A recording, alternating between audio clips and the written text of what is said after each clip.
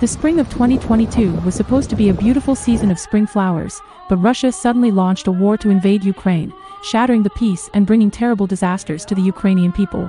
All but a few countries internationally are condemning Russia and opposing this war that Russia has started. As more and more Ukrainian refugees have to flee the war, several international rescue organizations are heading to the front lines of the battlefield in Ukraine for humanitarian rescue. Among them is a young and special rescue organization from the Rule of Law Foundation and the new federal state of China.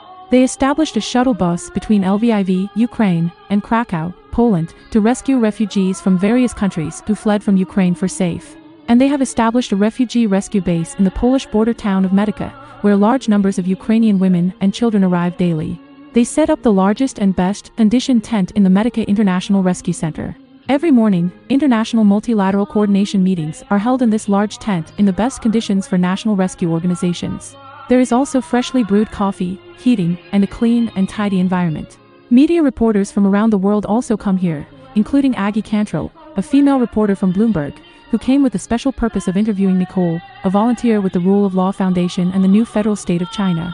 Her question revealed the particular purpose of her visit to the interview, which was not well intended. Do you, just out of curiosity, because you clearly have like a political goal as well, the taking down of the Communist Party, do you think that there's a problem with conflating a political goal with humanitarian work? First of all, I disagree because I think communism, taking down communism is a humanity issue. Communism has taken more than 80 million Chinese people's life. And we have seen the collapse of the Berlin Wall. You're from Berlin, right? Yeah. And so we see the collapse of communism in Eastern Europe. So taking down the communism is not a political agenda. This is a humanity issue. She asked a surreptitious question in an attempt to discredit the Rule of Law Foundation and the new federal state of China's humanitarian relief operations, but did not expect Nicole's answer to directly puncture her surreptitious concept. Then she asked a question that again exposed her special purpose. And could you tell me a bit more about the organization itself? It was started by Guo Wangwei. Instead of her normal interview to learn about the Rule of Law Foundation and the new federal state of China, she directly stated the name of Mr. Miles Guo, whom she wanted to identify, and she delivered it in the exact same tone as Isabel Young, a female reporter for Vice Media. This is Guo Wangwei. This is Guo Wangwei. Isabel Young and Vice concocted 2 episodes in December 2021 and January 2022 specifically to smear and frame Mr. Miles Guo and Chinese people around the world. The shareholders behind Vice Media are PAG and its controller, Shan Weijian, who is a high-level agent and spy placed in the United States by the Chinese Communist Party. Aggie Cantrell and Isabel Young refer to Mr. Miles Guo by the exact same name. A logical assumption is that they have the same organization behind them.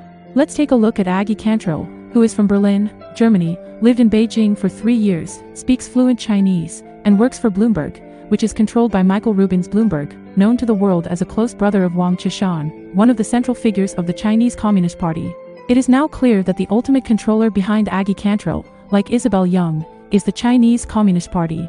And Mr. Miles Guo is the Chinese man most feared by the Chinese Communist Party. Mr. Miles Guo started the whistleblower movement, and together with Mr. Steve Bannon of the United States, founded the Rule of Law Foundation and the new federal state of China, with the primary mission to overthrow the root source of all the world's disasters, the Chinese Communist Party, to return the illegal Chinese government, currently stolen by the Chinese Communist Party, to the Chinese people, and to establish a new China of rule of law, freedom, and democracy, living in friendship and peace with the world.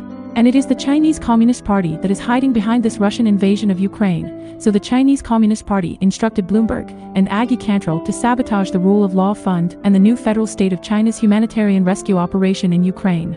The last question of Aggie Cantrell's interview further exposes Bloomberg's attempt to hide the fact that the Chinese Communist Party is hiding behind Russia. Okay, and just one last question on the situation in Ukraine.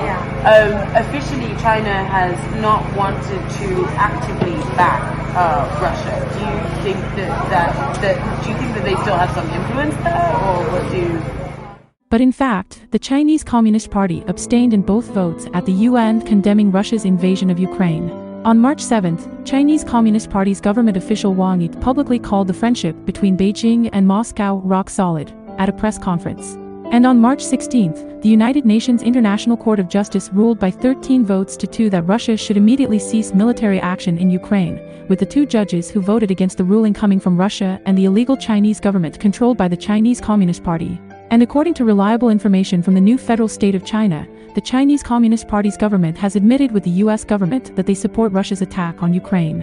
Aggie Cantrill had hoped to be there to record what she hoped to get, and then used Bloomberg's usual disinformation campaign to turn black and white, deceive good people, and stigmatize and discredit the forces of justice against the Chinese Communist Party.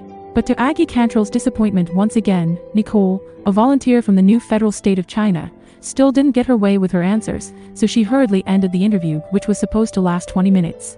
She went so far as to return twice after the interview, unreasonably demanding that the interview that had just been made public not be played and unreasonably asking the cameraman on site to delete the video that had just been recorded.